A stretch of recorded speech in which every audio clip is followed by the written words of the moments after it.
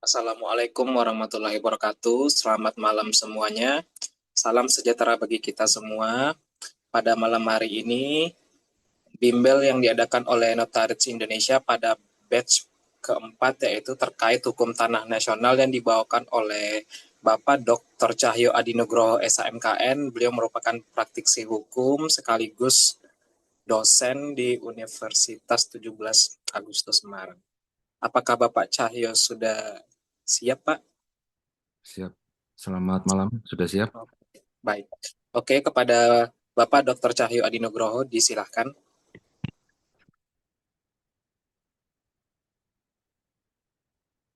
Baik. Selamat malam untuk seluruh rekan-rekan yang berbahagia dan sehat untuk pada malam hari ini. Izinkan saya untuk memulai materi pemahaman singkat berkaitan hukum tanah nasional Indonesia, di mana di dalam sesi malam hari ini yaitu batch 4. Izinkan saya untuk segera memulai pada slide kedua. Mohon untuk ya. Jadi pemahaman singkat materi agraria atau pertanahan berkaitan persiapan untuk menjelang ujian PPAT 2026, di mana untuk materi hukum agraria berdasarkan dengan Kementerian ATR BPN ada dua materi yang harus dikuasai berkaitan untuk ujian PPAT pada periode tahun 2026 ini. Jadi yang pertama nanti materi pengetahuan umum dan yang kedua yaitu materi pengetahuan khusus. Pada malam hari ini saya akan menekankan pada poin pertama yaitu materi pengetahuan umum yang berkaitan dengan hukum pertanahan nasional dan organisasi kelembagaan Kementerian ATR BPN. Lalu yang kedua berkaitan dengan materi pengetahuan khusus nantinya berkaitan dengan hak tanah dan pendaftaran tanah. Lalu yang B, peraturan jabatan PPAT. Lalu untuk yang C, substansi materi pembuatan akta PPAT. Dan yang terakhir yaitu kode etik PPAT. Namun, untuk kesempatan pada malam hari ini, saya diizinkan untuk memberikan materi berkaitan hukum tanah nasional, yaitu yang materi pengetahuan umum. Seperti kita ketahui pada Permen ATR BPN nomor 31, berkaitan tentang tata cara ujian, magang, dan pengangkatan pejabat pembuat akta tanah terdapat pada pasal 9, di mana tadi di Permen ATR BPN nomor 31 tahun 2016 menyebutkan berkaitan pasal 9.1 yaitu untuk ujian sendiri, sebagaimana dimaksud dalam pasal 4 huruf D, diselenggarakan dengan cara manual atau paper based test atau berbasis CBT atau yang kita sudah sering ketahui yaitu komputer based test. Mungkin untuk rekan-rekan semuanya pada malam hari ini yang bergabung pada batch 4 sebelumnya mungkin sudah pernah mengikuti sesi ujian PPAT di tahun-tahun sebelumnya. Sehingga sudah pernah memiliki pengalaman berkaitan tata cara ujian PPAT, sehingga pada poin ini yaitu untuk ujian yang berdasarkan CBT atau CAT nanti menggunakan scoring, ya, menggunakan passing grade. Lalu untuk materi ujiannya apa? Jadi untuk meliputi materi ujian seperti yang saya sudah sampaikan di awal tadi, meliputi poin A hukum pertanahan nasional dan organisasi kelembagaan Kementerian ATR BPN. Lalu materi selanjutnya yaitu pendaftaran tanah. Lalu yang ketiga peraturan jabatan PPAT. Selanjutnya pembuatan akta PPAT dan kode etik profesi PPAT. Untuk materi-materi selanjutnya itu nanti akan disampaikan di kemudian hari dengan beberapa narasumber, yaitu dengan Ibu Novia Betsi, lalu dengan Ibu Dr. Mega Arum, ya. Dan nanti pada sesi yang terakhir, di hari terakhir akan disampaikan berkaitan dengan organisasi kelembagaan Kementerian ATR BPN yang akan disampaikan langsung oleh narasumber dari pihak kantor ATR BPN. Pada kesempatan malam hari ini untuk menyingkat waktu, next segera saya akan sampaikan berkaitan hukum agraria Indonesia. Tentu saja kita sebagai lulusan S2 yang sudah menyandang gelar MKN atau Magister Kenotariatan sudah memahami apa itu UUJN, Undang-Undang Jabatan Notaris dan berkaitan dengan Undang-Undang Pokok Agraria. Ya, di sini hukum agraria Indonesia harus sudah hafal atau sudah memahami dan mengenal berkaitan UUPA berdasarkan hukum adat berstandar pada hukum agama terdapat pada pasal 5 Undang-Undang Pokok Agraria. Namun Undang-Undang UUPA ini terdapat di Undang-Undang Nomor 5 Tahun 1960 ya. Seperti pada skema ini, pasal 33 Undang-Undang Dasar 1945 menyebutkan bahwa bumi, air, dan kekayaan alam yang terkandung di dalamnya dikuasai oleh negara dan dipergunakan untuk sebesar-besarnya dalam kemakmuran rakyat. Sehingga dalam makna pasal 33 Undang-Undang Dasar 1945, tentu saja di UUPA sendiri nomor 5 tahun 1960 berkaitan dengan hukum pertanahan ya. Di situ nanti hukum pertanahan itu mencakup ada hukum pendaftaran tanah ya. Sehingga di dalam pasal 33 Undang-Undang Dasar 1945 seperti saya sampaikan tadi di awal di pasal 5 itu menyebutkan berkaitan dengan hukum adat yang berstandar pada hukum agama. Namun bagaimana Pak dengan isi pasal 1 di ayat 2 Undang-Undang Pokok Agraria. Nah, di pasal 1 ayat 2 UUPA yang terkandung di dalam ini yaitu seperti dibunyi pasal 33 Undang-Undang Dasar 1945 ya. Seluruh bumi, air dan ruang angkasa termasuk kekayaan alam yang terkandung di dalamnya dalam wilayah Republik Indonesia merupakan sebagai karunia dari Tuhan yang Maha Esa. Ya, sehingga itu merupakan apa? Merupakan kekayaan nasional, ya. Sehingga di dalam Undang-Undang Pokok Agraria tersebut ada beberapa asas-asas. Oke, ini di dalam skema saya, di dalam bagian yang eh, bagian asas, di dalam pasal 1 ayat 1 UUPA menjelaskan dan menyebutkan bahwa asas nasionalitas. Ya, di dalam skema ini rekan-rekan semuanya pada malam hari ini harus bisa memahami karena nantinya di dalam soal-soal ujian nanti di dalam skema ini biasanya terdapat 5 sampai 10 pertanyaan berkaitan dengan asas-asas, berkaitan dengan isi Undang-Undang Pokok Agraria yang menyebutkan dari pasal 1 hingga pasal 5. Ya. Nah, pada malam hari ini di slide saya ini berkaitan asas nasionalitas, pasal 1 ayat 1 Undang-Undang Pokok Agraria menjelaskan pengakuan hak ulayat. Ada juga penetapan dan pemberian hak atas tanah, serta kewenangan penggunaan tanah termasuk bumi, air, dan ruang angkasa. Ya. Lalu untuk asas komunal religius, itu juga terdapat dalam pasal 1, namun di dalam ayat 2. Kalau yang ayat 1 tadi yaitu asas nasionalitas, sedangkan untuk ayat 2 yaitu asas komunal religius, sedangkan untuk ayat 3 apa Pak? Untuk ayat 3 menyebutkan tentang asas kebangsaan. Nah, yang cukup unik di sini untuk asas kebangsaan sudah saya sandingkan di sini ada hak, yaitu hak bangsa. Bagaimana dengan yang dimaksud dengan hak bangsa? Hak bangsa yaitu pengambilan kekayaan alam diatur menurut Undang-Undang Kepemilikan dan Penguasaan Tanah. Namun dibatasi. Oke, nanti di slide saya berikutnya sudah saya jabarkan mungkin untuk rekan-rekan semua yang sudah sempat membaca dan mempelajari nanti bisa memahami dan atau yang kurang memahami bisa bertanya pada sesi tanya jawab. Menginjak dari hak bangsa, pengambilan kekayaan alam diatur dalam Undang-Undang Kepemilikan dan Penguasaan Tanah dibatasi.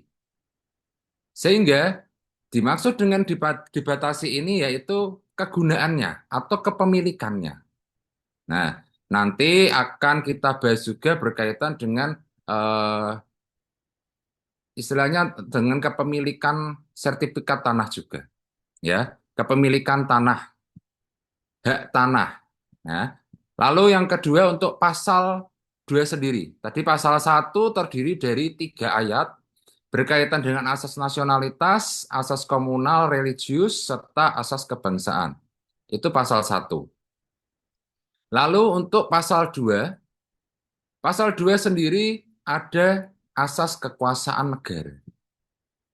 Pasal 2 ayat 1 dalam Undang-Undang Pokok Agraria di sini menjelaskan tentang hak menguasai negara.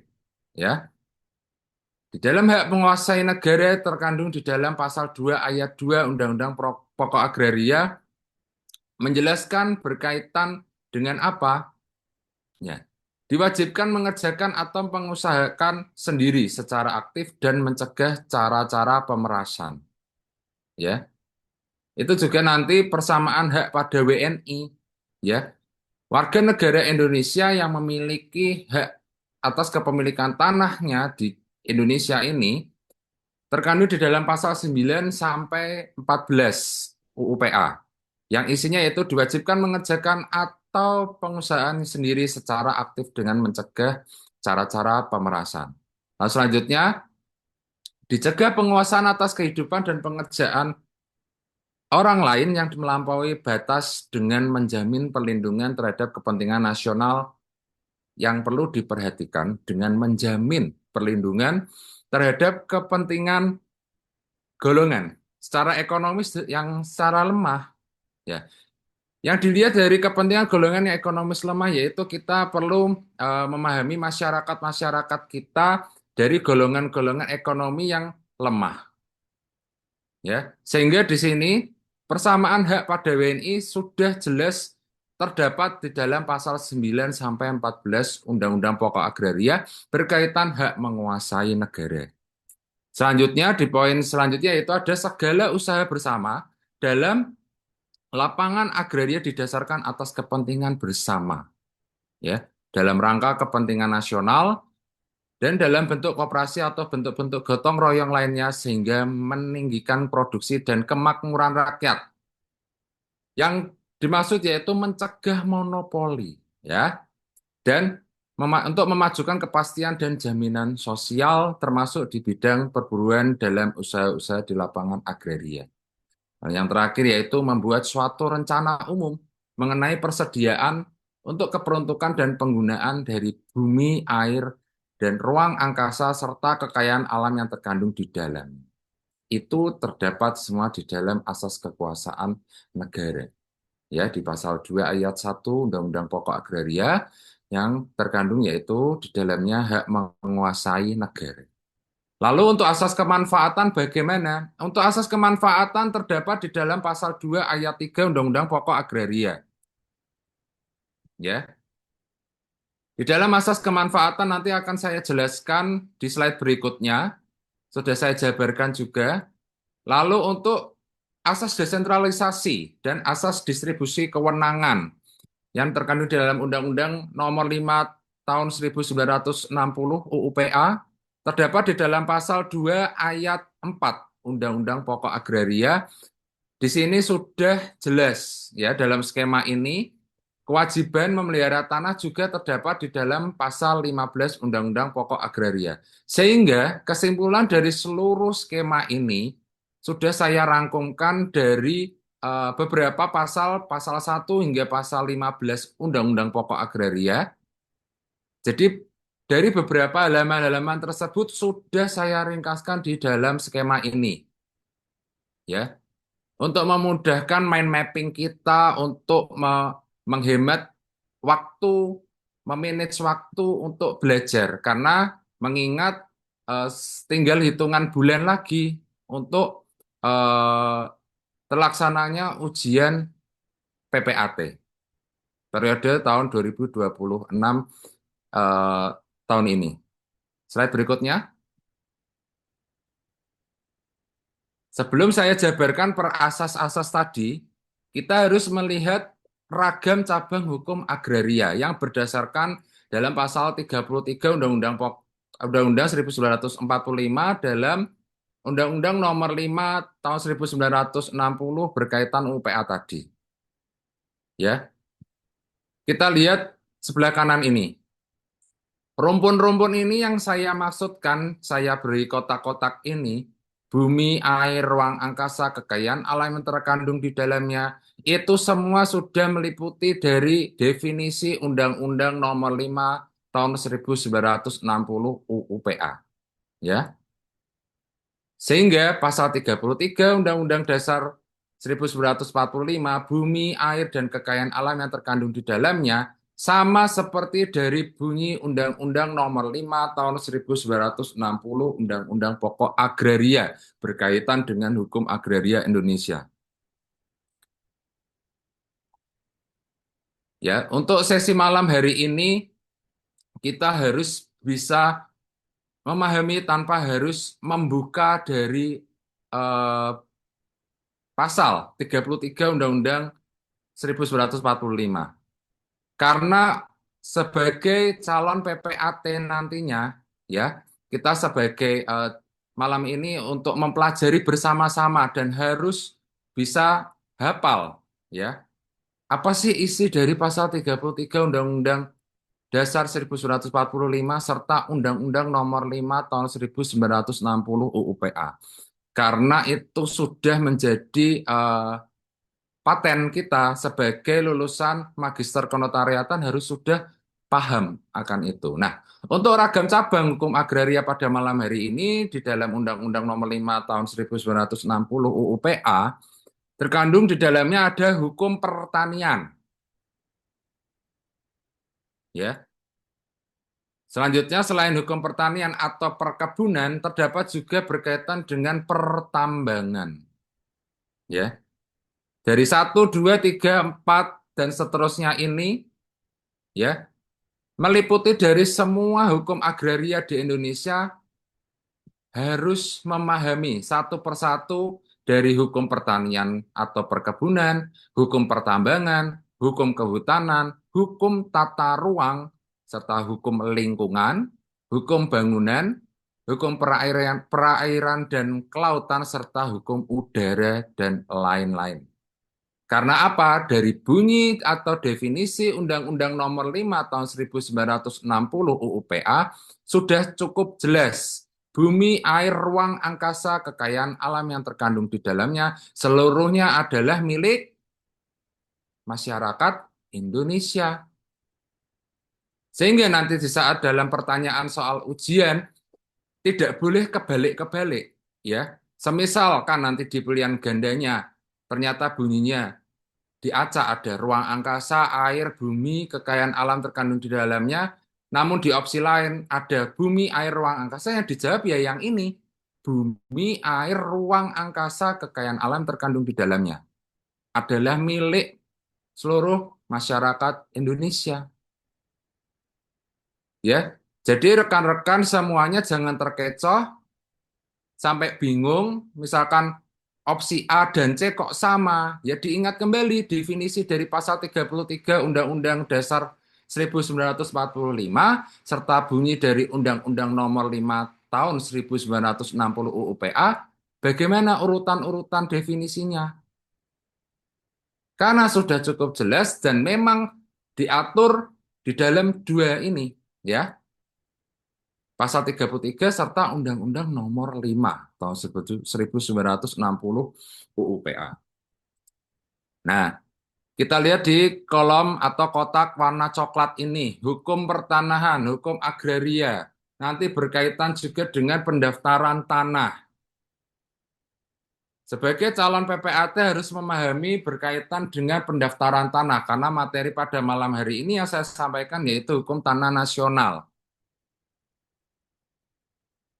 Untuk hukum pertanahan agraria atau agraria yang sering kita eh, singgung atau kita selalu kenal sebagai lulusan magister kenotariatan, berkaitan dengan hukum agraria, pasti erat hubungannya dengan pendaftaran tanah. Pendaftaran tanah pun juga ini meliputi ada hak atas satuan rumah susun, hak atas tanah, dan hak tanggungan. Nah, di bawah-bawah ini berkaitan dengan undang-undangnya, PP-nya, tidak perlu saya jabarkan satu persatu pada sesi malam hari ini, karena untuk menyingkat waktu, saya akan jelaskan pada malam hari ini adalah poin demi poin yang kiranya nanti sering dikeluarkan saat ujian atau berdasarkan dengan materi-materi yang mendekati eh, atau seperti istilahnya dengan lebih mendalam pada soal ujian tersebut. Tapi tidak menutup kemungkinan apa yang tidak saya sebutkan pada malam hari ini, hadirin semuanya atau rekan-rekan semuanya bisa hafal satu persatu dari undang-undang ini, ya. Bisa dipelajari sendiri karena keterbatasan waktu juga. Nanti bisa bertanya kepada saya melalui kontak saya, nanti di akhir slide bisa menghubungi Japri. Selanjutnya, saya akan mulai untuk berkaitan tadi dengan hak bangsa dan hak menguasai negara. Di skema yang sebelumnya, tadi berkaitan dengan asas-asas, sudah saya bagi menjadi dua. Di dalam pasal 1 ayat 2 dan ayat 3, serta pasal 2 ayat 2, sudah saya bagi menjadi dua bagian, yaitu berkaitan hak bangsa dan hak menguasai negara. Kita bahas dulu di dalam bagian yang pertama, yang sebelah kiri berkaitan dengan hak bangsa. Dalam hak bangsa sendiri, pasal 33 Undang-Undang tahun 1945 sudah berkali-kali saya sebutkan di awal hingga saat ini pun saya definisikan kembali berkaitan dengan pasal 33 Undang-Undang Dasar 1945, yaitu bumi, air, dan kekayaan alam yang terkandung di dalamnya dikuasai oleh negara dan digunakan untuk kemakmuran rakyat. Rakyat siapa? Karena tanah ini yang dimaksud adalah tanah Indonesia yang berada di wilayah Indonesia, ya jangan berpikir untuk tanah yang di luar.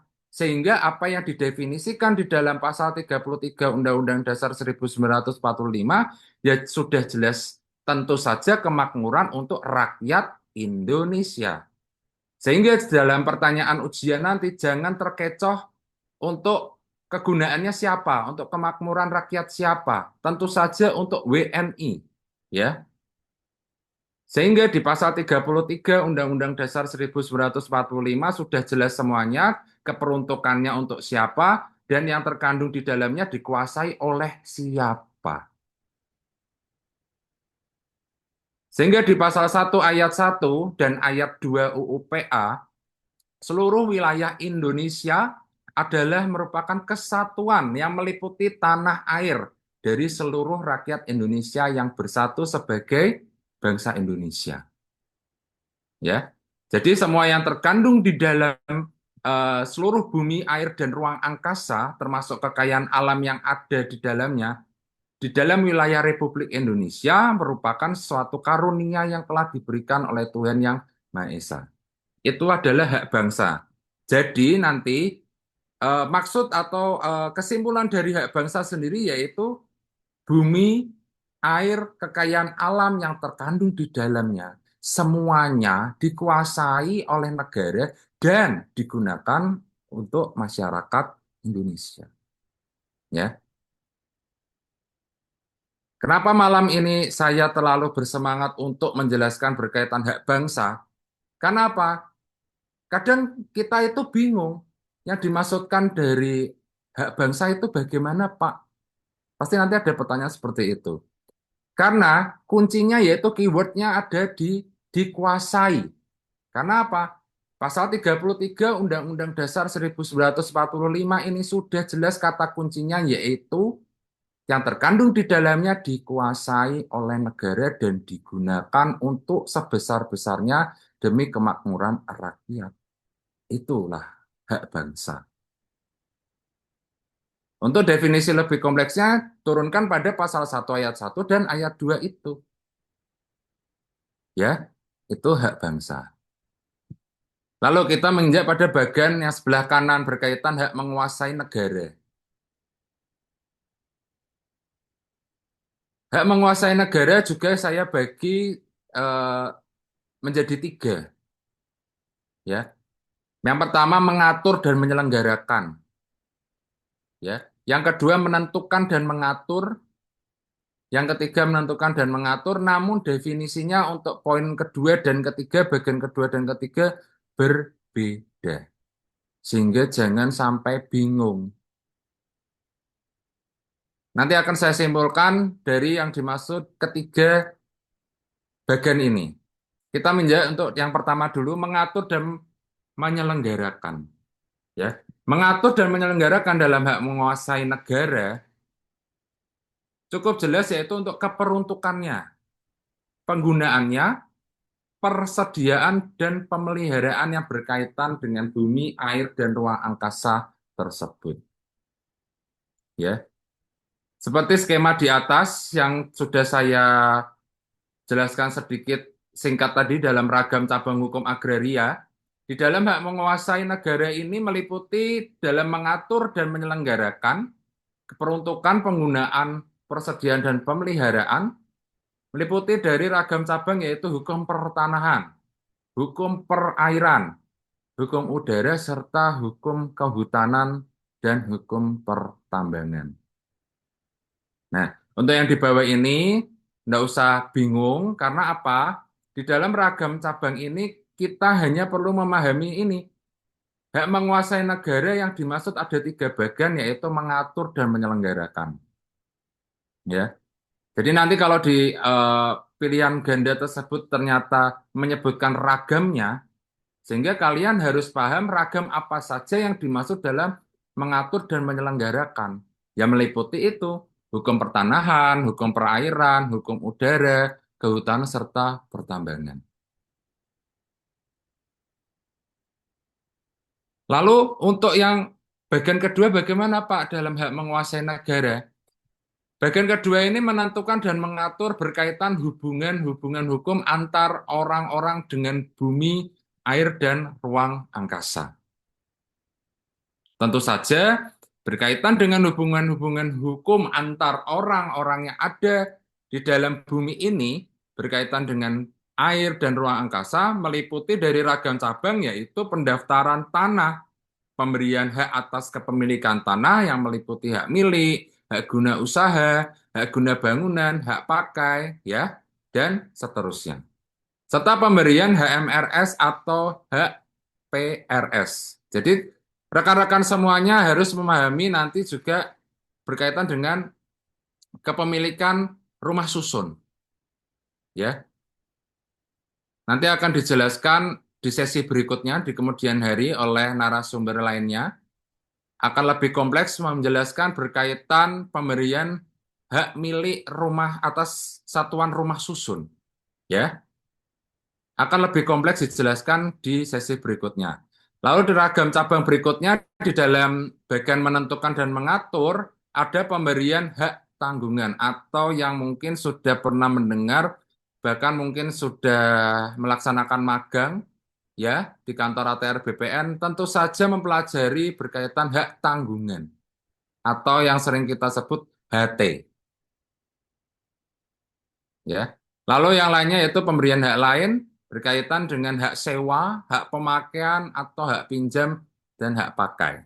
Ya, ragam cabangnya sudah jelas di bagian yang kedua menentukan dan mengatur berkaitan hubungan-hubungan hukum antar orang dengan bumi, air dan ruang angkasa. Nah, Pak, bagaimana dengan yang bagian ketiga? Kok hampir mirip, menentukan dan mengatur, ya. Sehingga di sini untuk definisi bagian ketiga hubungan-hubungan hukum antar orang dan perbuatan hukum mengenai bumi, air, dan ruang angkasa. Sehingga di sini untuk kata kuncinya yaitu apa? Perbuatan-perbuatan hukum. Contohnya yaitu di dalam skema di bawah ini kita lihat panah warna hijau itu sudah saya jelaskan di situ berkaitan jual beli, tukar menukar, hibah, pembagian hak bersama, serta sewa menyewa dan pinjam pakai atau pelepasan hak atas tanah.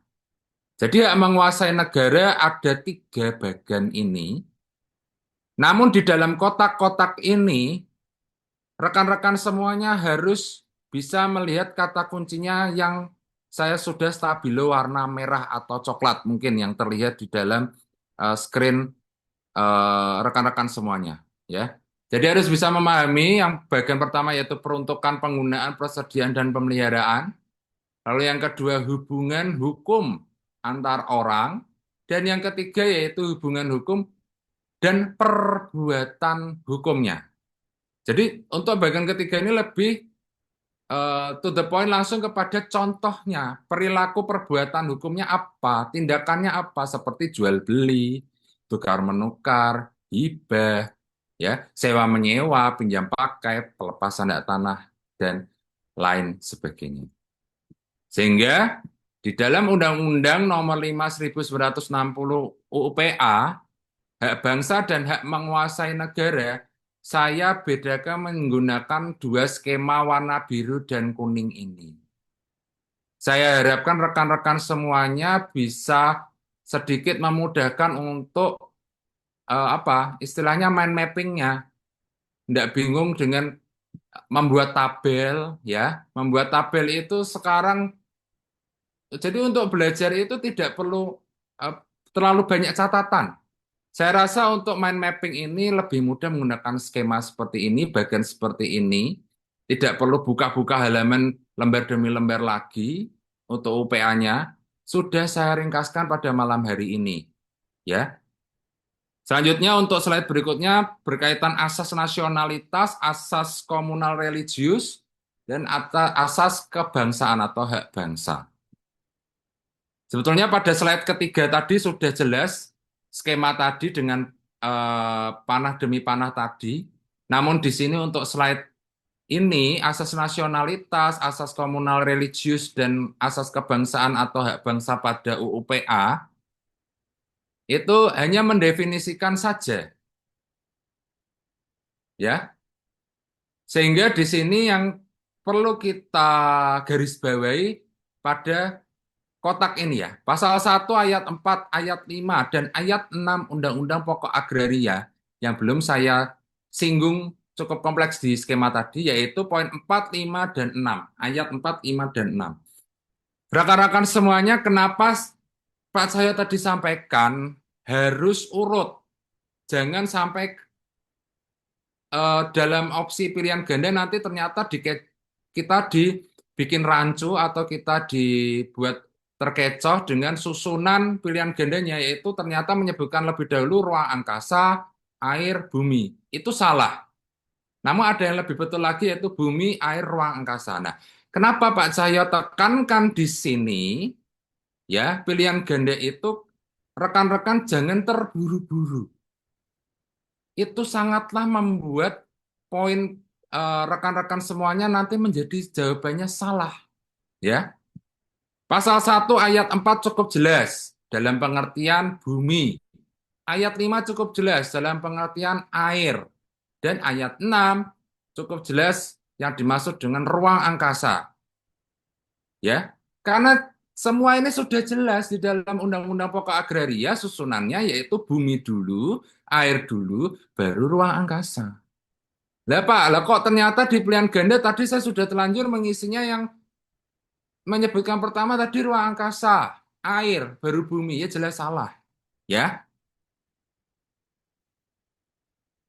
jadi jangan terburu-buru, mohon untuk dibaca juga pilihan gandanya. Jangan terus, wah saya sudah ngelotok nih, kalau secara Jawa itu, wah wis hafal, saya sudah tidak perlu lagi menghafal lagi. Jangan dianggap sepele, karena susunan pasal 1 ayat 4, ayat 5, dan ayat 6 dalam Undang-Undang Pokok Agraria berkaitan dengan asas nasionalitas, asas komunal religius, dan asas kebangsaan atau hak bangsa pada UPA sudah cukup jelas untuk susunannya di ayat 4, 5, dan 6. Jangan sampai terbalik-balik. Ya. Dalam pengertian ayat 4, berkaitan bumi, selain permukaan bumi, termasuk pula tubuh bumi di bawahnya, serta yang berada di bawah air. Ya. Nggak usah bingung, berkaitan selain permukaan bumi dan lain sebagainya ini. Rekan-rekan nggak usah menghafal. Cukup memahami yang saya stabilo merah-merah ini. Ya. Oke, kita loncat lagi ke yang atasnya. Pasal 1 ayat 1, 2, dan 3. Saya harapkan di dalam kotak ini tadi, urutan atau susunan bumi, air, ruang angkasa, tidak perlu saya ulang-ulang kembali. Ya. Jadi dalam pasal ayat 1, ayat 2, dan ayat 3, seluruh wilayah Indonesia adalah kesatuan. Ya. Kesatuan apa? Yang dimaksud yaitu kesatuan tanah air dari seluruh rakyat Indonesia yang bersatu sebagai bangsa Indonesia. Dan yang ayat 2 berkaitan bumi, air, dan ruang angkasa termasuk kekayaan alamnya. Dan yang ketiga untuk ayat 3 yaitu hubungan antar bangsa Indonesia dan bumi, air, serta ruang angkasa termasuk dalam ayat 2, pasal ini adalah hubungan yang sifatnya abadi. Kenapa sifatnya abadi? Karena itu akan digunakan secara terus-menerus hingga akhir hayat dan hingga anak cucu kita. Ya. Sehingga apa yang terkandung di dalamnya, semuanya itu merupakan hubungan antar bangsa Indonesia dan bumi, air, serta ruang angkasa adalah hubungan yang sifatnya abadi. Ya. Jadi di dalam pasal 1, semuanya ini sudah jelas, dijelaskan dalam Undang-Undang Pokok Agraria dan dari definisi pasal 33 Undang-Undang Dasar 1945. Oke, menginjak yang selanjutnya. Asas kekuasaan negara pada Undang-Undang Pokok Agraria. Tadi sudah pasal 1, kita mengulik semua berkaitan bumi, air, ruang angkasa. Sehingga, next, untuk asas kekuasaan negara, dijelaskan di dalam bunyi pasal 2. Pasal 2 ayat 1 Undang-Undang Pokok Agraria, yang merupakan dasar ketentuannya yaitu pasal 33 ayat 3. Undang-Undang Dasar 1945. Ya. Yang dimaksudkan dalam pasal 1 yang bunyinya terus-terusan saya ulang yaitu bumi, air, dan ruang angkasa termasuk kekayaan alam yang terkandung di dalamnya itu merupakan tingkatan tertinggi. Ya. Dikuasai oleh negara.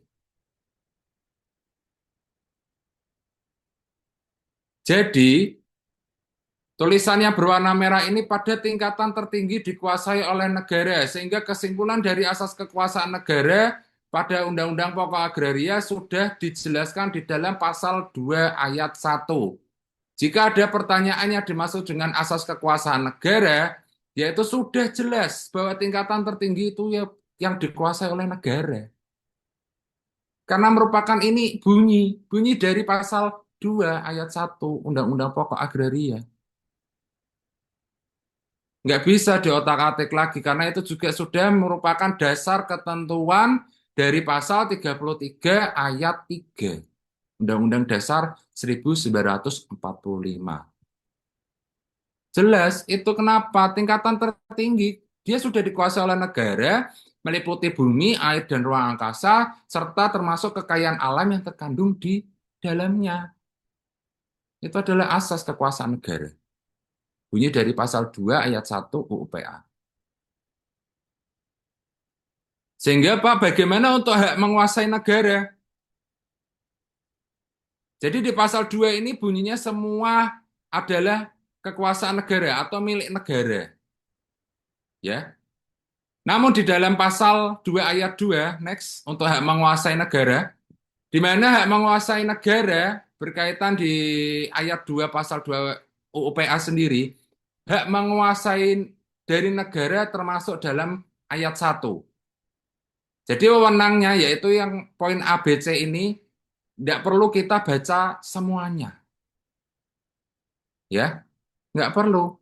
Karena di dalam skema tadi, ya, bagian yang warna biru dan kuning Pak Cahyo sudah sampaikan, ya, hak bangsa dan hak menguasai negara. Di dalam hak menguasai negara ini dalam pasal 2 ayat 2 UU PA, yaitu keywordnya saja, kata kuncinya saja. Yang A yaitu mengatur dan menyelenggarakan berkaitan peruntukan, penggunaan, persediaan, dan pemeliharaan. Ya. Lalu yang B menentukan dan mengatur hubungan hukum antar orang-orang yang ada di dalam bumi. Ya, serta air dan ruang angkasa. Nah, untuk yang C, menentukan dan mengatur hubungan hukum antar orang dan perbuatan hukumnya. Kenapa saya tuliskan kembali di dalam slide ini, meskipun di dalam bagian tadi warna biru dan kuning sudah cukup jelas, agar apa? Rekan-rekan semua bisa memahami maksudnya. Karena mungkin dengan rekan-rekan yang tadinya membaca skema dengan bagian itu saja sudah cukup jelas, namun ada juga rekan kita yang perlu dengan menggunakan definisi seperti ini untuk lebih membuka pikiran kita semua yang dimaksudkan tuh gimana. Ada orang yang lebih cepat untuk memahami pembelajaran menggunakan teknik skema. Ada juga dengan individu yang lebih mudah mempelajari sesuatu definisi seperti ini, terperinci seperti ini.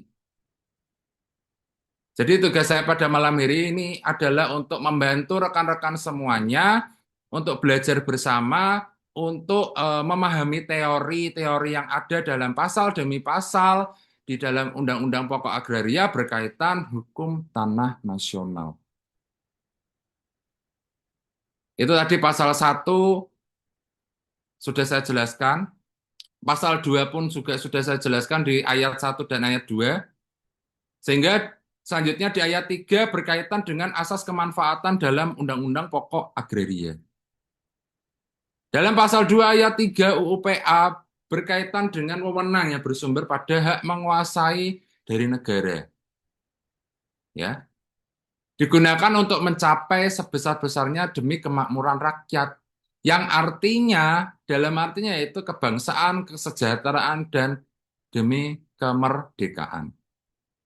Jadi rekan-rekan semuanya, untuk kesimpulan dari pasal 2 ayat 3 ini yaitu asas kemanfaatan atau kemaslahatan kita semua untuk masyarakat atau kemakmuran rakyat Indonesia. Digunakan untuk mencapai kemanfaatan kemakmuran rakyat.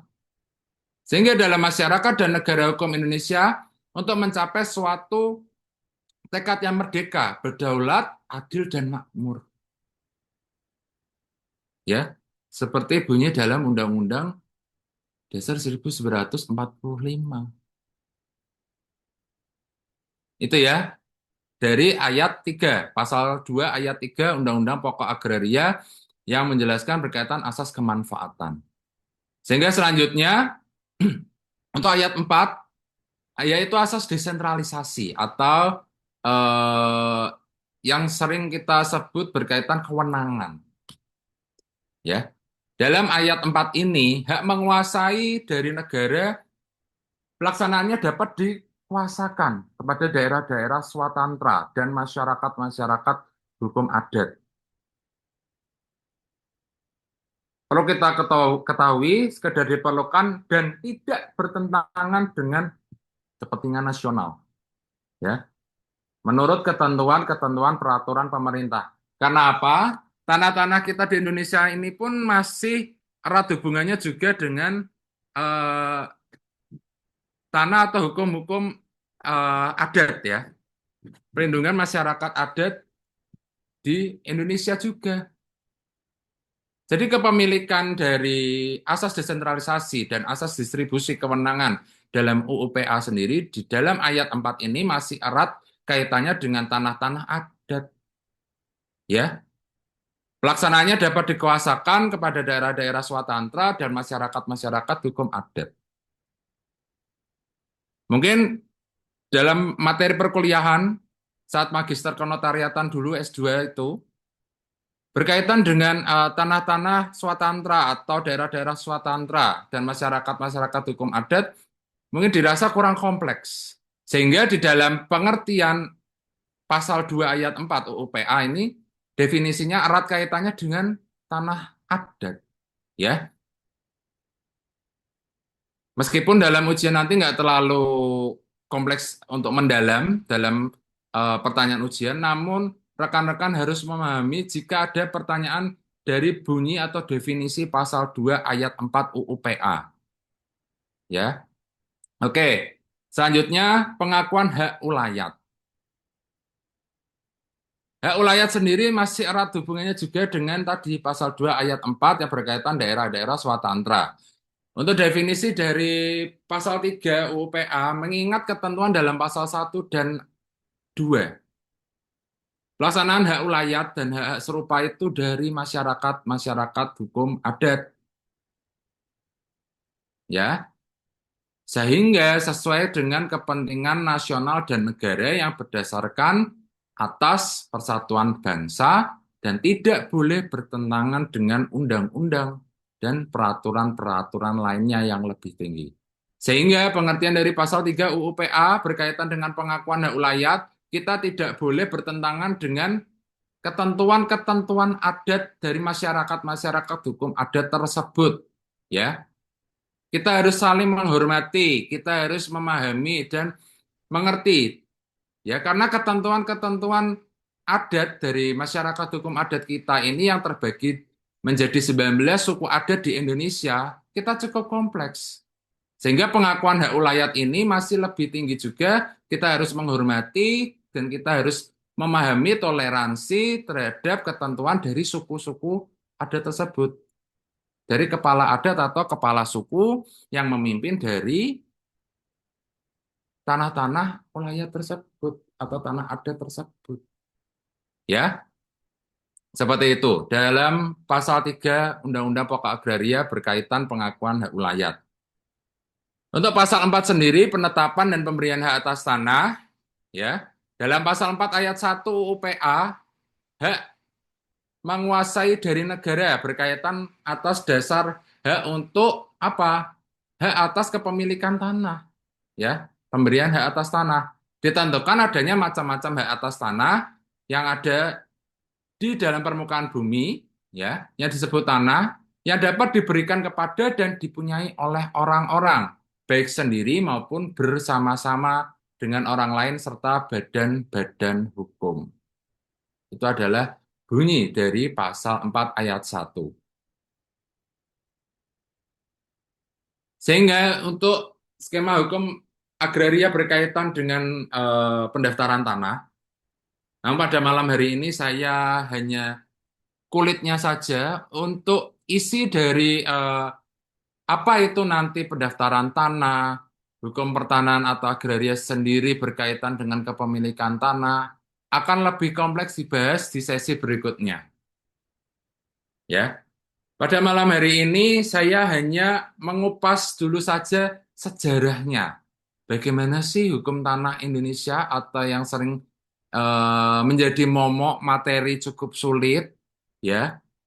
Karena apa? HTN atau Hukum Tanah Nasional Indonesia ini untuk menjadi materi ujian PPAT, rekan-rekan semuanya kadang bingung. Karena yang menjadi landasan yaitu hukum agraria atau hukum pertanahan itu hanya ini saja, Undang-Undang Dasar 45 menggunakan pasal 33 ayat 3 dan turunannya yaitu Undang-Undang Nomor 5 tahun 1960 berkaitan UU PA. Sudah, kuncinya hanya di Undang-Undang Pokok Agraria. Namun di dalam UU PA tadi, Pak saya sampaikan di slide-slide sebelumnya tadi, pasal demi pasal, rekan-rekan harus paham, harus membuka pikirannya, pola pikirnya berkaitan HTN Hukum Tanah Nasional. Oh, pasal ini bunyinya ini, pasal 2 bunyinya ini. Dan urutan dari tadi, ayat 4, 5, dan 6. Kenapa kok harus bumi, air, ruang angkasa, serta kekayaan alam di dalamnya adalah milik atau digunakan untuk seluruh masyarakat Indonesia.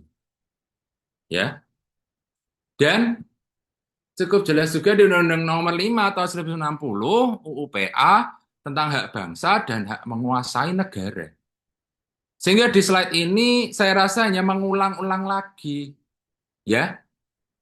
Namun yang cukup unik yaitu di sini Undang-Undang Dasar 1945 berkaitan bumi ini, ya. Poin bumi ini meliputi hukum pertanahan dan pendaftaran tanah. Ada tanah, lalu pendaftaran tanah, ya. Di sini nanti untuk pendaftaran tanah, skema ini ada pendaftaran tanah pertama kali dan perubahan data pertanahan. Ya. Jadi rekan-rekan semuanya nanti harus belajar betul-betul memahami. Jangan terlalu menyepelekan dengan, materi ini kemarin nggak keluar kok. Di ujian yang kemarin nggak ada kok. Jangan terlalu mengentengkan atau menyepelekan. Meskipun rekan-rekan sudah paham, aku sudah hafal kok pasal 33 ayat 3 di Undang-Undang Dasar 1945. Oh, UUPA itu sih aku udah hafal juga. Nah, jangan. Jadi karena di Undang-Undang Nomor 5 tahun 1960 ini UUPA dengan dua bagian hak bangsa dan hak menguasai negara ternyata cukup kompleks ya Pak ya. Iya cukup kompleks karena di sini berkaitan dengan apa? Hak ulayat, hak atas tanah, hak guna air, dan apa? Hak ruang angkasa. Sehingga rekan-rekan harus paham dengan tadi hak menguasai negara, dengan tiga bagian, keywordnya apa juga harus paham. Poin 1, 2, 3 ini. Mengatur dan menyelenggarakan, menentukan dan mengatur, serta menentukan dan mengatur erat hubungannya hukum dan perbuatan hukumnya. Itu ya untuk berkaitan dengan pendaftaran tanah, saya rasa nanti akan diperjelas oleh narasumber berikutnya. Next saja untuk pendaftaran tanah. Nah, di sini untuk stop baik berkaitan dengan rumah susun dan hak milik satuan rumah susun, ya. Saya hanya untuk jelaskan di undang-undangnya saja, ya. Dasar hukum dari hak milik satuan rumah susun terdapat di dalam Undang-Undang Nomor 20 tahun 2011, Junto PP Nomor 103 garing tahun 2015, Junto Peraturan Menteri ATR BPN Nomor 29 tahun 2017 dan Peraturan Menteri ATR BPN Nomor 18 tahun 2021.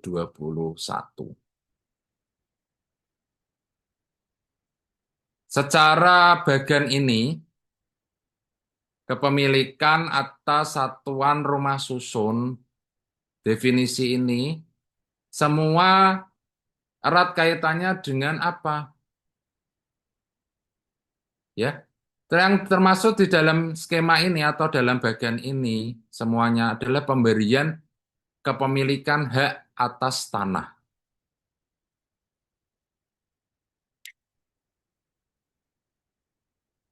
Materi berkaitan dengan kepemilikan satuan rumah susun menjadi suatu pokok materi yang sulit. Namun tidak perlu takut, ya, karena dengan bagian seperti ini saya harapkan nanti bisa memahami yang termasuk atau yang dimaksud dari rusunawa itu apa, rusunami itu apa, ya. Ini nanti akan lebih kompleks dijelaskan oleh narasumber berikutnya, karena malam hari ini saya menekankan dari undang-undangnya dulu, ya. Karena nanti dalam pertanyaan-pertanyaan soal-soal tersebut, erat kaitannya hukum tanah nasional itu yang sering sekali dikeluarkan yaitu undang-undang nomor berapa tahun berapa, berkaitan HMRS. Ya ini, yang biru-biru di atas ini. sudah stabilo warna merah dasar hukum HMRS dan warna biru ini harus digarisbawahi. Tidak perlu ini skema ini rekan-rekan terus tempelkan di dalam ingatan rekan-rekan, tidak perlu. Ini cukup dipahami saja, bukan untuk dihafalkan. Ya, kalau rekan-rekan semua hafalkan, ya sudah. Kapasitas otak kita itu ada ukurannya. Seperti memori handphone kita. Kalau isinya 128, kita isi lagi, kita tuang lagi, kita dengan hafalan kita melebihi 128 GB, yang jeblok, kepanasan. Tidak mampu kita. Sehingga sudah saya berikan untuk memudahkan pemikiran kita, yaitu ini, undang-undang yang digunakan nantinya, dasar hukumnya apa, yang warna biru ini. Ya, rumah susun dan hak milik atas satuan rumah susun, ya, seperti itu. Oke, selanjutnya. Ini sama seperti tadi HMRS. Namun di sini sekarang rumah susun dan sertifikat kepemilikan bangunan gedung. Ya, hampir sama seperti yang dimaksud yaitu apartemen. Ya, ya apartemen itu ya rumah susun, hak milik atas satuan rumah susun. Ya, sertifikat kepemilikan bangunan gedung. Dasar hukumnya seperti ini, ya, yang warna biru. Next. Nah, untuk pengalihan dan pelepasan hak atas tanah. Di sini nanti ada perseorangan dan badan hukum, ya, untuk pengalihan, pelepasan dan pembebasan hak atas tanah. Yang warna hijau dan warna kuning ini, skema ini adalah skema yang terdapat untuk yang hijau sendiri, yaitu secara perseorangan, meliputi jual beli, tukar menukar, hibah, pembagian hak bersama, pemasukan ke dalam perusahaan, serta pemberian HGB, HP di atas tanah hak milik. Ya, serta apa? Pencatatan peralihan hak atau yang sering kita kenal balik nama. Ya, sedangkan yang di kolom kuning atau yang berwarna kuning ini, pelepasan atau pembebasan hak atas tanah,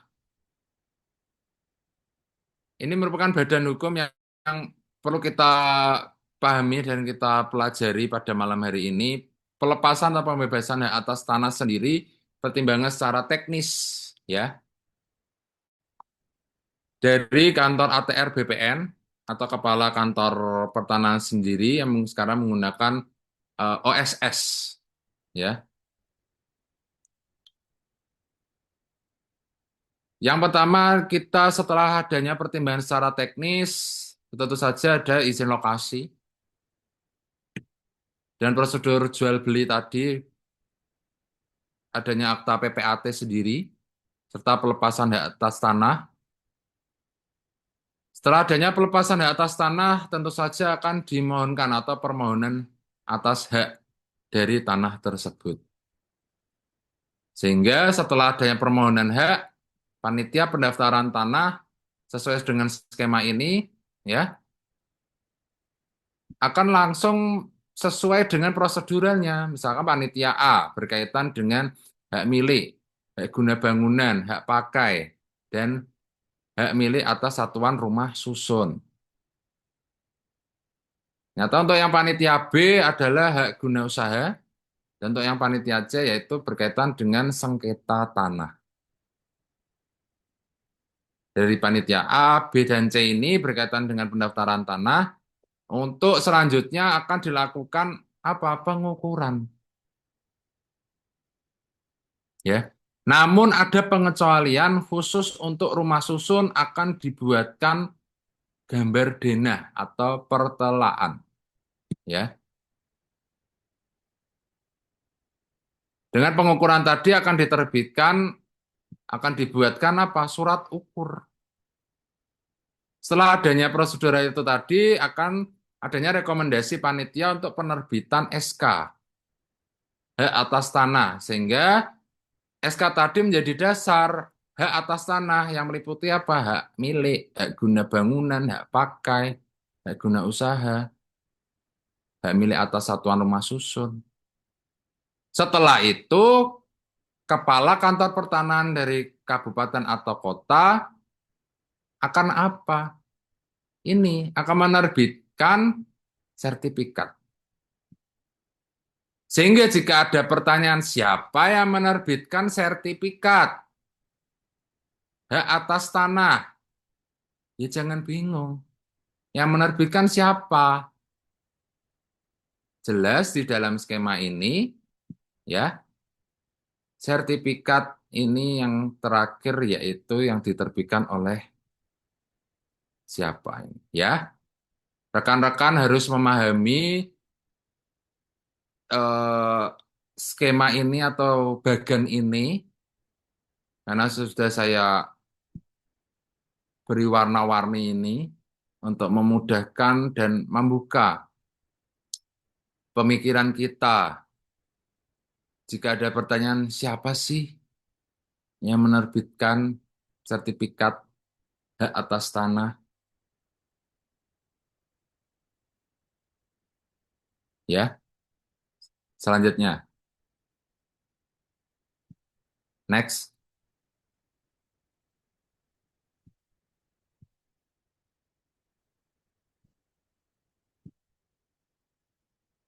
Nah, di sini ya. Sedikit saya jelaskan berkaitan dengan PPAT dan akta PPAT. Ya, PPAT sendiri dibagi menjadi 4.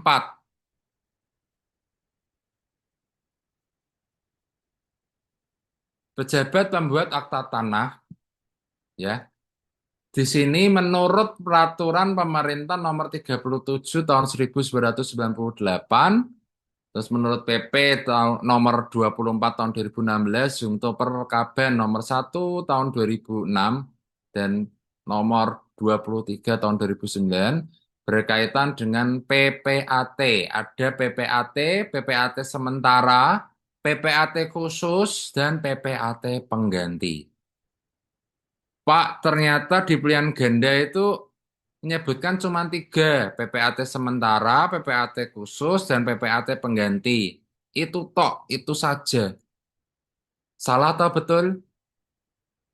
Dilihat lagi dari skema ini, PPAT yang meliputi ada pejabat pembuat akta tanah, ada juga nanti PPAT sementara, PPAT khusus, dan PPAT pengganti. Ya, kalau salah satu dari ini di dalam pilihan ganda tidak muncul, ya nggak usah dipilih. Jawabannya bukan itu. Ya, harus bisa paham 4 ini. PPAT, PPAT sementara, PPAT khusus, dan PPAT pengganti. Tugasnya apa? Ya ini, dia akan menerbitkan hasil pekerjaannya yaitu ini. Ya,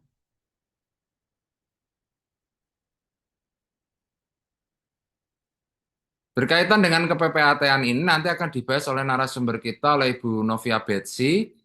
Ya, akta PPAT. Sini juga saya sedikit menyinggung berkaitan dengan PPh final dan BPHTB. Saya tidak akan menjelaskan definisinya, namun di sini saya dari awal sudah jelaskan berkaitan undang-undangnya atau PP-nya. Dilihat lagi ini untuk PPh final, jangan sampai salah dan lupa atau tidak tahu terdapat di PP nomor berapa. PPh final sudah diatur di dalam peraturan pemerintah nomor 34 tahun 2017. Serta BPHTB terdapat dalam Undang-Undang nomor 28 tahun 2009. Erat kaitannya dari PPAT ini dia akan ini juga bersinggungan dengan PPh final, BPHTB, ya dah. Akta PPAT menurut Perkaben nomor 8 tahun 2012. Kok banyak ya, Pak? Iya, memang itu. Meliputi akta PPAT ada jual beli, tukar menukar, hibah, pemasukan ke dalam perusahaan, pembagian hak bersama, pemberian hak guna bangunan atau hak pakai di atas tanah hak milik, HT atau hak tanggungan, serta surat kuasa membebankan hak tanggungan. Yaitu akta PPAT semua telah diatur dalam Perkaban nomor 8 tahun 2012. Ya. Jadi akta PPAT bukan wes itu toh aja akta PPAT, tidak. Akta PPAT ada beberapa nih, 1, 2, 3, 4, 5, 6, 7, 8.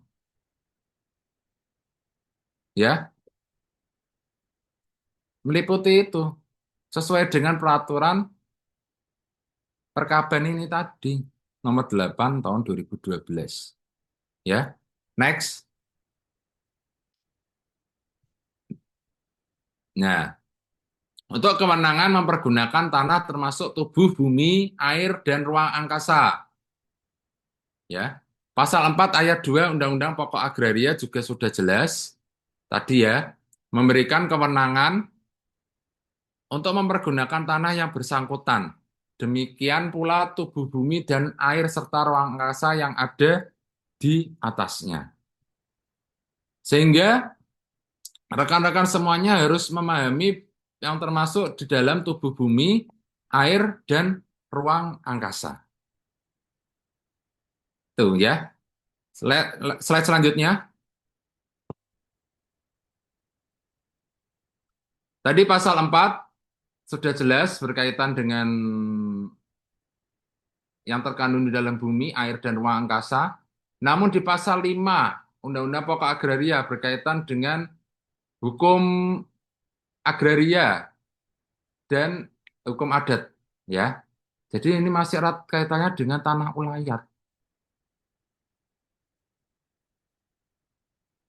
Ya, pasal 5 ini bunyinya yaitu hukum agraria berlaku atas bumi, air, dan ruang angkasa, ialah juga termasuk hukum adat selama tidak bertentangan dengan kepentingan nasional, ya, berdasarkan persatuan bangsa, sosialisme Indonesia, serta dengan peraturan yang tercantum di dalam undang-undang dengan peraturan perundang-undangan lainnya.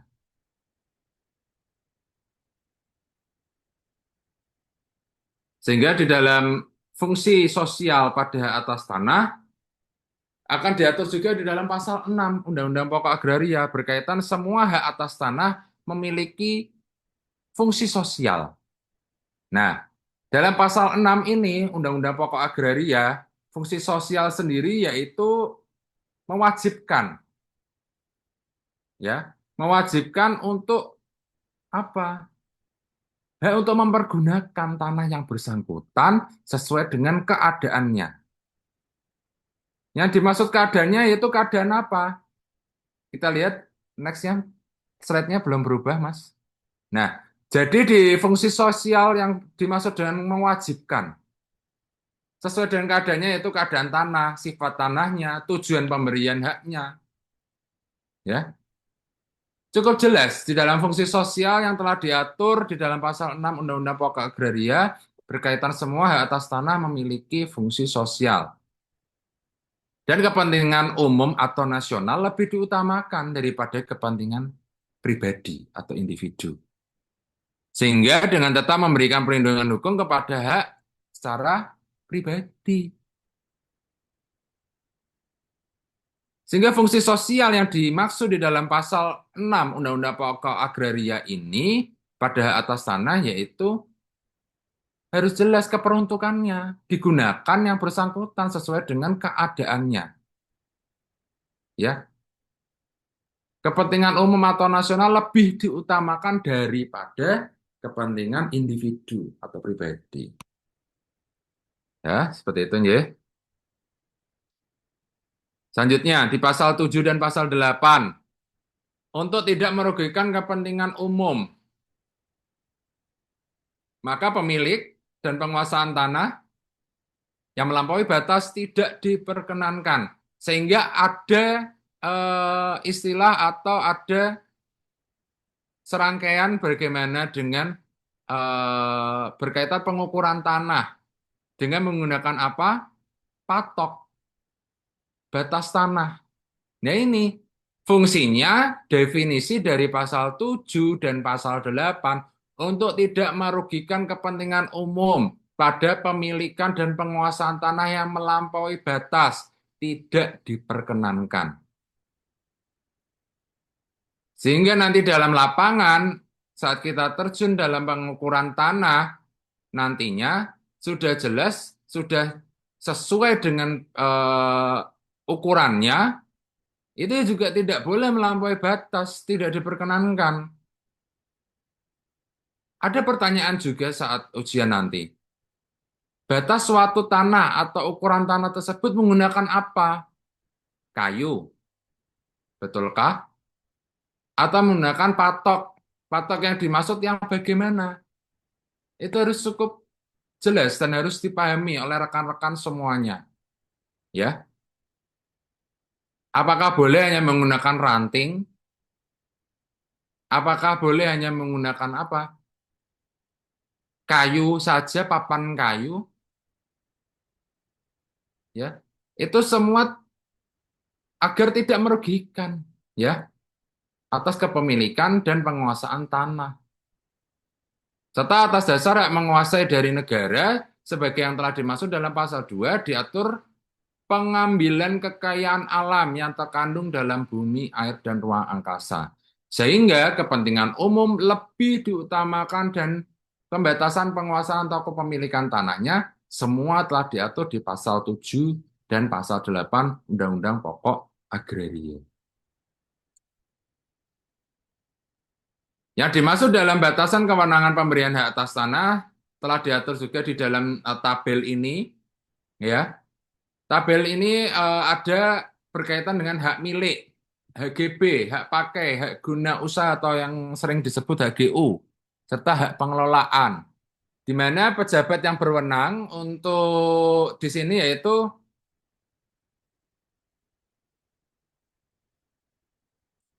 pejabat yang berwenang ada kantor pertanahan, Kanwil, ATR BPN, dan kementerian.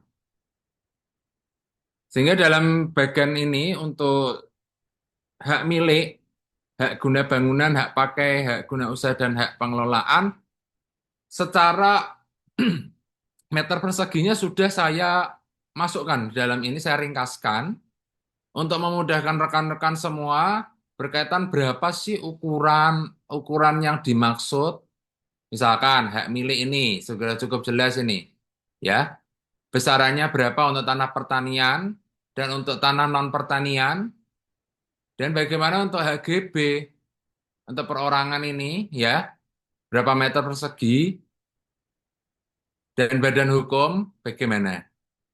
Saya tidak perlu saya jelaskan satu persatu karena bagian demi bagian ini, skema ini sesuai dengan hak atas tanahnya, HM, HGB, HP, HGU, dan HP atau hak pengelolaan ini. Rekan-rekan semuanya harus paham karena nanti di pilihan ganda dimunculkan berapa ukurannya, ya, meter perseginya berapa, ya toh? Karena ini tidak perlu saya jabarkan satu persatu, karena dengan tabel ini saya harapkan rekan-rekan bisa mempelajarinya sendiri, menghafal boleh, jadi eh, tidak harus menjadi suatu beban untuk dimasukkan dalam pikiran, namun perlu dipelajari dan dipahami, ya. Dan mempelajari dan memahami saya harapkan dan 3 kali membaca atau 3 kali untuk memahami ini pasti sudah bisa lah untuk mengerjakan. Ya, bisa juga melihat dari Peraturan Menteri ATR BPN nomor 2 tahun 2013, junto Peraturan Menteri ATR BPN nomor 18 garing tahun 2017, Junto Peraturan Menteri ATR BPN nomor 7 tahun 2017 berkaitan pelimpahan kewenangan dan pemberian hak atas tanah. Ya, di situ juga diatur dalam Permen ATR BPN nomor 6 tahun 2018 berkaitan PTSL. Ya, dalam pasal 26 Permen ATR BPN nomor 18 tahun 2017 ada 7 kewenangan kantor atau kepala kantor pertanahan. Ya, semua ini harus rekan-rekan pelajari. Tidak saya wajibkan untuk menghafal. Namun dalam pertanyaan ujian nanti ada pertanyaan yang unik. Apa saja kewenangan kepala kantor pertanahan? Di poin 1 ini masuk dalam pasal 4 huruf B Permen ATR BPN nomor 2 tahun 2013 dengan pertimbangan. Nah, di sini harus rekan-rekan pelajari. Tidak semudah itu untuk mengerjakan atau menjawab apa sih kewenangan kepala kantor pertanahan. Oh, dalam pilihan ganda ternyata hanya mengajukan permohonan. Apakah itu saja? Tidak. Sehingga di pasal 26 huruf A Permenate RBPN nomor 18 tahun 2017 ada 7.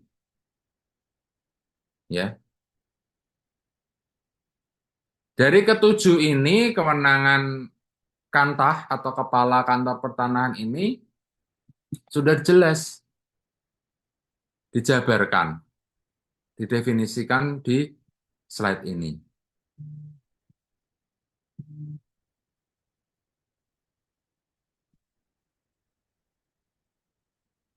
Tahu untuk pembatasan tanah perkebunan, ya. Di sini ada jenis tanaman usaha, perusahaan perkebunan, maksimum luasan berapa hektar, serta keterangannya. Di mana untuk tanah tebu sendiri, ya, di sini maksimum luasan hektarnya 150.000. Sedangkan untuk non tebu sendiri 100.000. Ya, besaran-besaran ini berapa hektarnya juga harus dipahami. Karena sudah jelas di dalam Undang-Undang Nomor 18 Tahun 2004 tentang tanah perkebunan, ya, dan peraturan pelaksanaannya, ya. Selanjutnya di pasal 9 Undang-Undang Pokok Agraria berkaitan persamaan hak pada BNI. Di sini untuk pasal 9 yang berwarna merah saja nanti perlu sedikit dipahami bahwa hanya warga negara Indonesia dapat mempunyai hubungan yang sepenuhnya berkaitan dengan bumi, air, dan ruang angkasa dalam batas-batas ketentuan pasal 1 dan 2.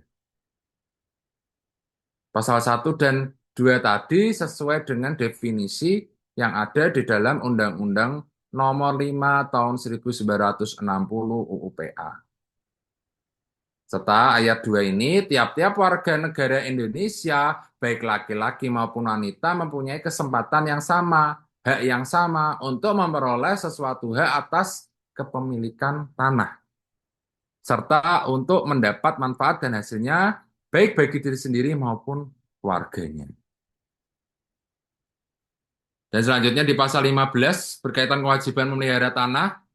Pasal 15 menyebutkan yaitu memelihara tanah termasuk menambah kesuburannya serta mencegah kerusakannya. Itu merupakan kewajiban tiap-tiap warga negara Indonesia karena meliputi definisi tadi bumi, air, dan ruang angkasa serta yang terkandung di dalamnya merupakan milik dan digunakan untuk masyarakat Indonesia. Ya, sehingga kewajiban memelihara tanah ini jelas sudah diatur dalam pasal 15 Undang-Undang Pokok Agraria. Oke, yang terakhir di sini ada dasar hukumnya. Dari awal sudah saya singgung ada pasal 33 Undang-Undang Dasar 1945 dan Undang-Undang Nomor 5 Tahun 1960. ya, serta PP nomor 24 tahun 1997 berkaitan dengan pendaftaran tanah, ya. Peraturan-peraturan ini sampai 10 ini dasar hukum ini harus, kalau orang Jawa bilang, harus ngelotok.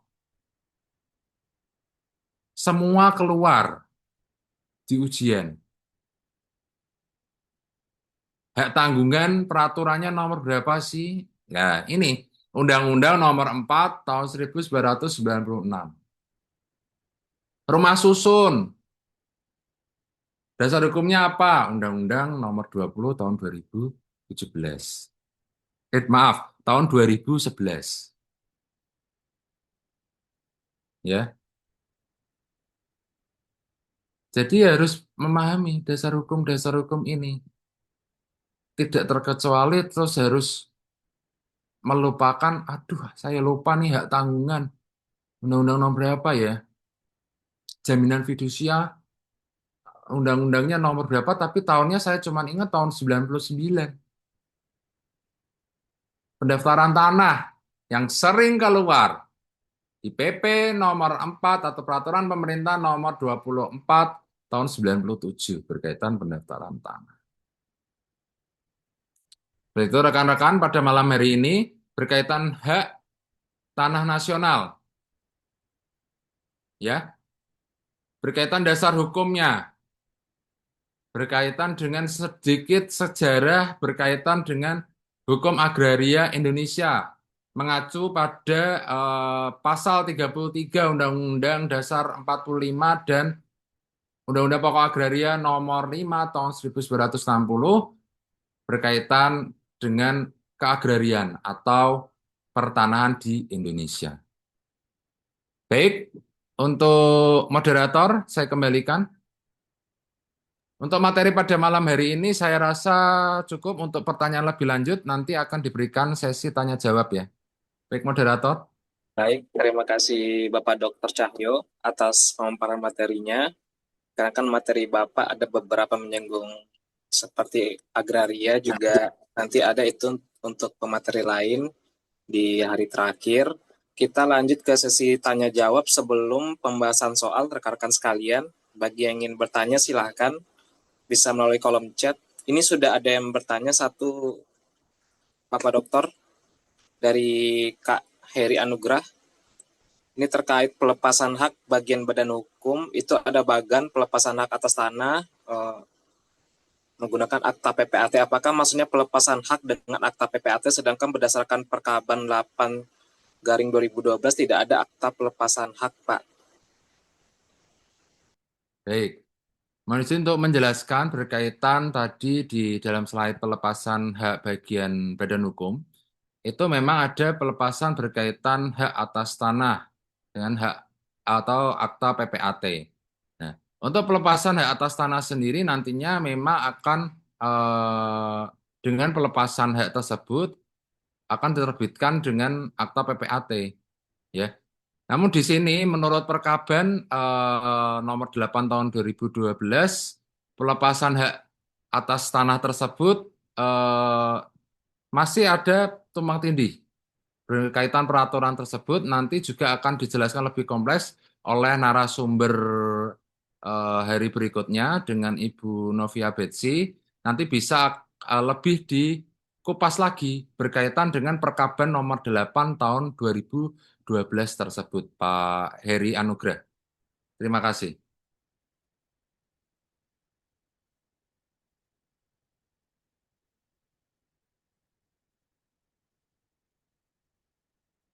Oke, terima kasih Bapak Dokter. Kita lanjut. Ini ada yang bertanya bagaimana mekanisme penyelesaian apabila izin lokasi telah terbit melalui OSS.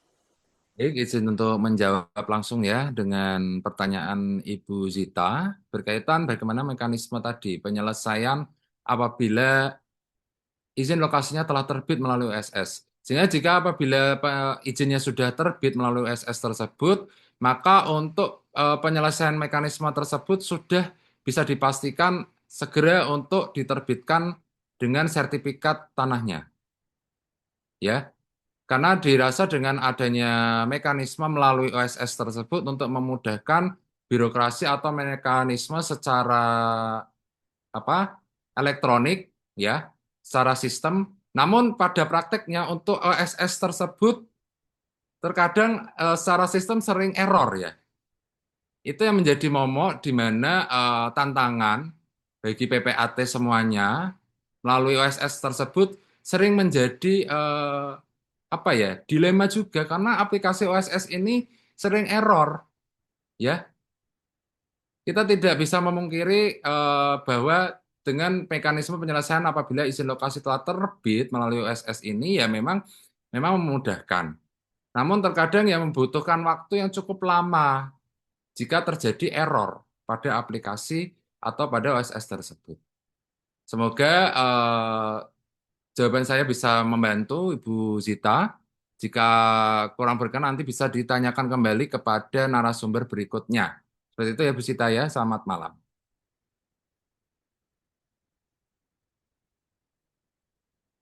Oke, terima kasih Bapak Dokter. Apakah ada rekan-rekan lain yang ingin bertanya sebelum kita memasuki sesi soal? Karena mengingat waktu, jika tidak kita bisa memasuki sesi soal ya Bapak Dokter. Seperti batch-batch sebelumnya, soal akan saya bacakan, termasuk pilihan gandanya, dan rekan-rekan bisa menjawab melalui kolom chat, dan Bapak Dokter Cahyo akan mengkoreksi. Baik, silakan.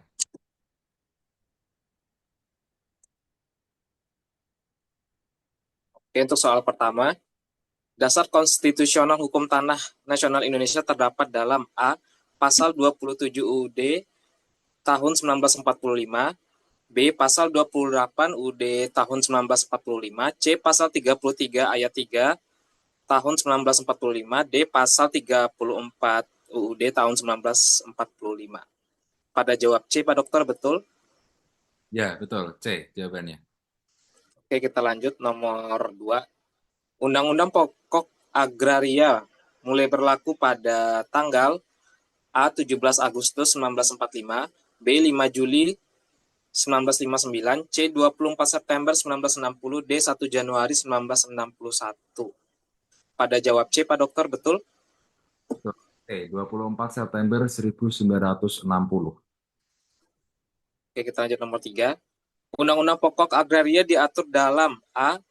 UU nomor 5 tahun 1996, B. UU nomor 5 tahun 1960, C. UU nomor 2 tahun 2012, D. UU nomor 11 tahun 2020. Pada jawab B, Pak Dokter, betul? Betul, B. Nomor 5 tahun 1960 UPA. Oke, kita lanjut nomor 4. Tujuan utama UPA adalah A. Memperbanyak tanah negara, B. Menciptakan unifikasi hukum agraria nasional, C. Menghapus seluruh hak adat, D. Menghapus hak milik. Pada jawab bravo, Pak Dokter, betul? Betul sekali. Oke, kita lanjut nomor 5. Hukum agraria nasional berdasarkan A. Hukum perdata Belanda, B. Hukum Romawi, C. Hukum adat sepanjang tidak bertentangan dengan kepentingan nasional, D. Hukum internasional. Pada jawab C, Pak Dokter, betul? Betul. Hukum adat sepanjang tidak bertentangan dengan kepentingan nasional. Oke, kita lanjut nomor 6. Hak menguasai negara diatur dalam A. Pasal 1 UPA, B. Pasal 2 UPA, C. Pasal 6 UPA, D. Pasal 20 UPA. Pada jawab B, Pak Dokter, betul? Kita lanjut nomor 7. Hak menguasai negara bukan berarti A. Negara mengatur penggunaan tanah, B. Negara menentukan hubungan hukum atas tanah, C. Negara memiliki seluruh tanah, D. Negara mengatur peruntukan tanah. Oke, pada jawab C, betul Pak Dokter? Ya, betul. C. Oke, kita lanjut nomor 8. Hak atas tanah mempunyai fungsi A. Politik, B. Ekonomi, C. Sosial, D. Administratif. Pada jawab C, betul Pak Dokter? Mempunyai fungsi sosial yaitu C. Betul jawabannya. Kita lanjut nomor 9.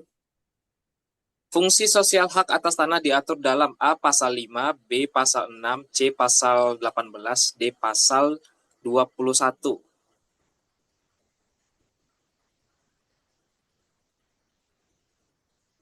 Oke, ada yang jawab C, Pak Dokter, pasal 8. Ada yang jawab B, ada yang jawab C. Ayo diingat kembali bahwa fungsi sosial hak atas tanah diatur di dalam pasal bunyinya yaitu apa tadi? Ya. Sehingga untuk pasal 18 itu salah jawabannya ya. Yang betul adalah pasal 6. Oke, jawabannya bravo. Kita lanjut nomor 10. Hak bangsa Indonesia bersifat A sementara B tetap, C abadi, D individual. Karena dia jawab C, Kak Yusnidar jawab C. Betul Pada jawab C, Pak Dokter, betul? sekali. C. Oke, kita lanjut nomor 11. Azas nasionalitas berarti A, semua orang dapat memiliki hak milik. B, hak milik hanya untuk warga negara Indonesia. C, hak orang asing bebas memiliki tanah. D, badan hukum asing dapat memiliki hak milik. Oke, pada jawab B, Pak Dokter, betul? Oke, kita lanjut nomor 12. Hak milik merupakan hak yang A, terbatas, B, terkuat dan terpenuhi, C, bersifat sementara, D, dapat dimiliki orang asing. Oke, pada jawab B, betul Pak Dokter? Betul sekali jawabannya. Oke, kita lanjut nomor 13. Hak milik diatur dalam pasal A, pasal 16, B, pasal 20, C, pasal 28, D, pasal 35. Pada jawab B, Pak Dokter, betul?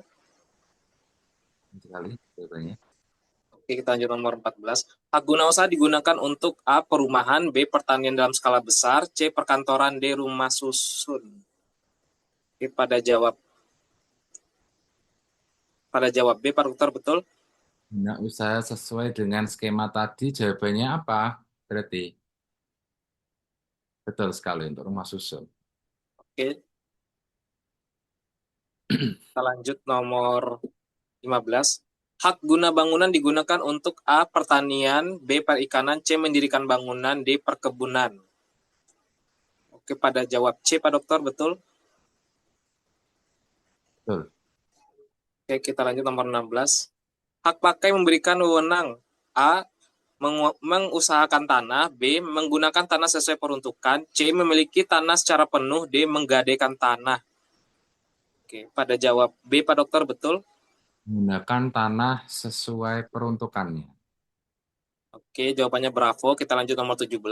Hak atas tanah yang tidak termasuk dalam pasal 16 UU PA adalah A, hak milik, B, hak guna bangunan, C, hak pakai, D, hak waris.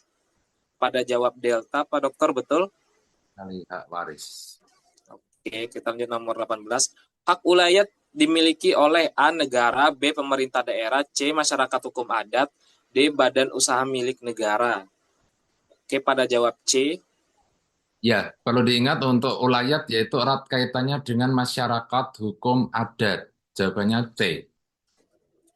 Oke, kita lanjut nomor 19. Hak ulayat diakui sepanjang A masih ada menurut kenyataan, B sudah bersertifikat, C disahkan camat, D terdaftar di BPN. Pada jawab A, Pak Dokter, betul? Betul. Oke, kita lanjut nomor 20. Azas pemisahan horizontal berasal dari A, BW, B KUH Perdata, C hukum adat, D hukum Romawi. Oke, pada jawab ada yang jawab A dan jawab C, Pak Dokter. Ya. Asas pemisahan horizontal berasal dari apa? Berarti jawabannya C, hukum adat. Oke, jawabannya Charlie. Kita lanjut nomor 21. Azas pemisahan horizontal berarti A, tanah mengikuti bangunan, B, bangunan mengikuti tanah, C, kepemilikan tanah dapat terpisah dari bangunan, D, bangunan tidak dapat dialihkan. Oke, pada jawab C, Pak Dokter, betul? Betul. Kepemilikan tanah dapat terpisah dari bangunan. Lanjut nomor 22. Salah satu tujuan pendaftaran tanah adalah A, menambah pajak, B, kepastian hukum, C, menambah aset negara, D, menghapus sengketa. Oke, pada jawab bravo, Pak Dokter, betul? Oh, bravo. Oke, nomor 23. Hak mongasih negara digunakan untuk sebesar-besarnya. A, pendapatan negara, B, kemakmuran rakyat, C, kepentingan investor, D, pendapatan daerah. Oke, pada jawab B, betul, Pak Dokter? Betul. Oke, lanjut nomor 24. Hak milik dapat dimiliki oleh A. Orang asing, B. WNI, C. Perusahaan asing, D. Kedutaan asing. Oke, pada jawab B, betul Pak Dokter? Betul. Lanjut nomor 25.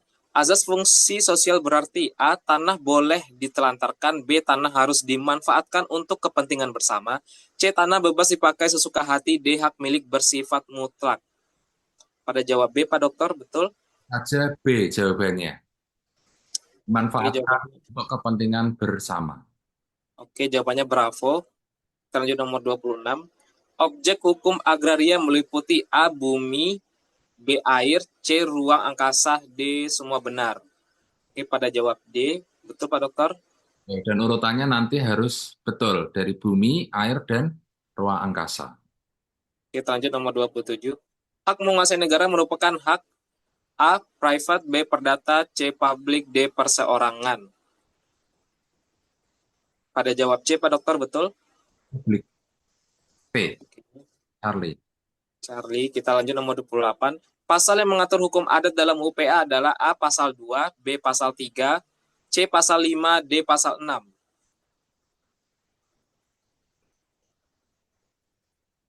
Ada yang jawab B, ada yang jawab C, Pak Dokter. Ayo, untuk hukum adat tadi pasal 5 tanah ulayat ya. Oke, pasal jawabannya Charlie. Kita lanjut nomor 29. Hak milik mempunyai sifat A. Terbatas, B. Turun-temurun, C. Sementara, D. Berjangka.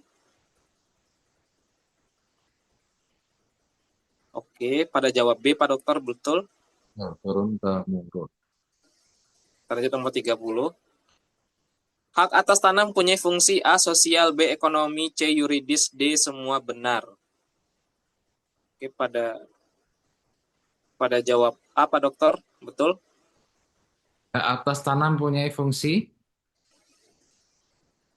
Ya, betul. Oke, jawabannya alfa. A, kita lanjut nomor 31. Landasan filosofi UPA adalah A. Individualisme, B. Sosialisme Indonesia, C. Liberalisme, D. Kapitalisme.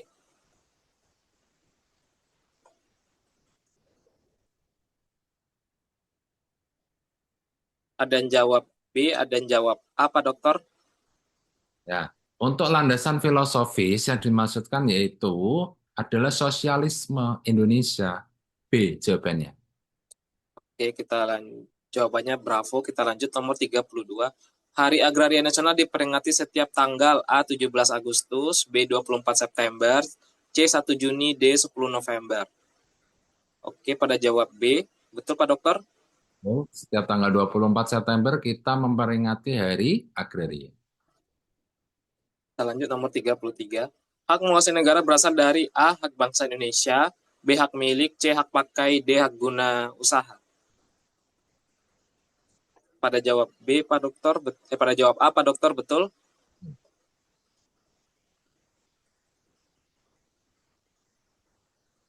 Pada jawab A, Pak Dokter, betul? Sekali. A. Oke, kita lanjut nomor 34. Pasal yang mengatur hak bangsa Indonesia adalah A. Pasal 1, B. Pasal 5, C. Pasal 6, D. Pasal 20. Pada jawab A, Pak Dokter, untuk 34, pasal 1. Betul, pasal 1 mengatur hak bangsa Indonesia. Oke, kita lanjut nomor 35. Hak bangsa Indonesia bersifat A. Turun-temurun, B. Individual, C. Abadi, D. Berjangka. Oke, pada jawab C, Pak Dokter, betul? Oke. Kita lanjut nomor 36. UUPA menghapus dualisme hukum agraria antara A. Nasional dan internasional, B. Adat dan barat, C. Perdata dan pidana, D. Public dan private. Oke, pada jawab B, Pak Dokter, betul? Ada yang jawab D? Untuk UPA menghapus dualisme hukum agraria antara adat dan barat. Jawabannya adalah Jawabannya bravo. Kita lanjut nomor 37.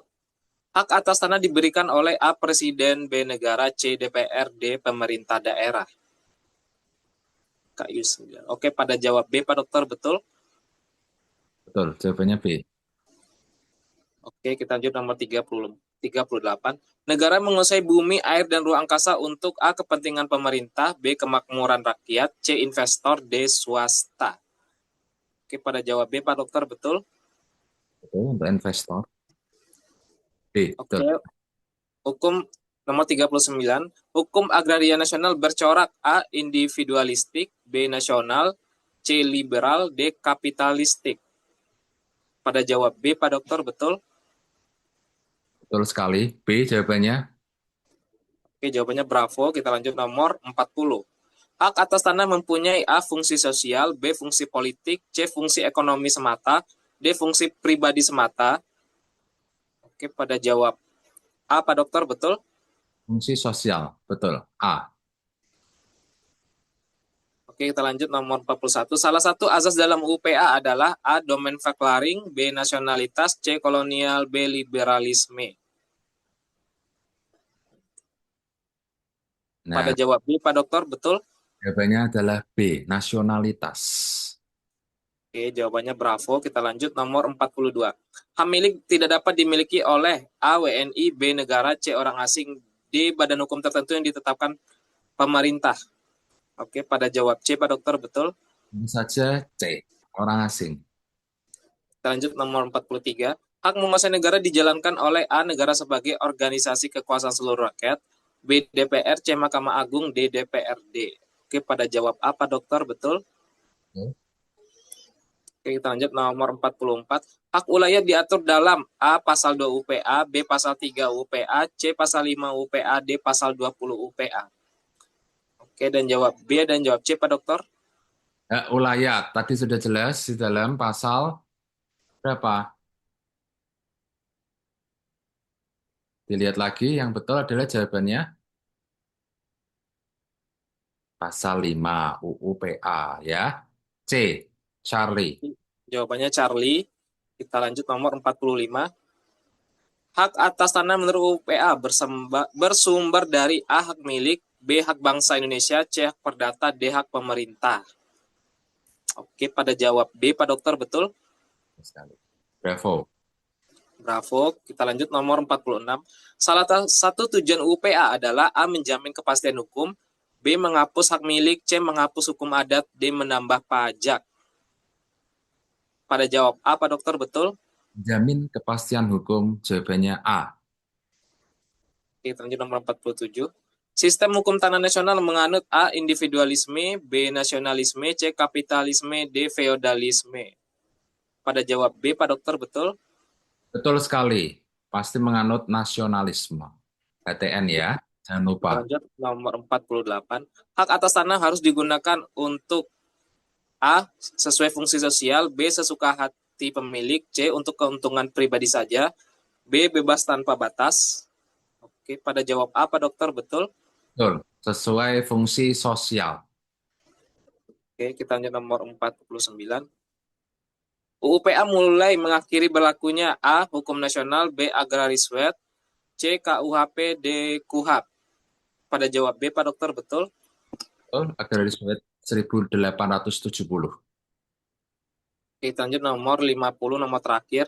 Tujuan akhir hukum tanah nasional adalah A. Kepentingan pemerintah, B. Kemakmuran rakyat, C. Kepentingan investor, D. Kepentingan badan usaha. Oke, pada jawab B, Pak Dokter, betul? Betul. Untuk kemakmuran rakyat Indonesia. Oke, sekian sesi soal kita. Dan berakhir juga sesi terkait materi hari pertama oleh Bapak Dr. Cahyo Nugroho. Apakah ada pesan-pesan buat rekan-rekan kita, Bapak Dokter, sebelum kita penutup? Baik, sedikit saya sampaikan untuk kesan dan pesannya. Nanti sebelum mengerjakan soal ujian, saya harapkan untuk mengerjakan yang lebih mudah dulu. Jangan terlalu lama terpatok pada pertanyaan yang dianggap sulit, karena itu dapat membuang waktu rekan-rekan semuanya.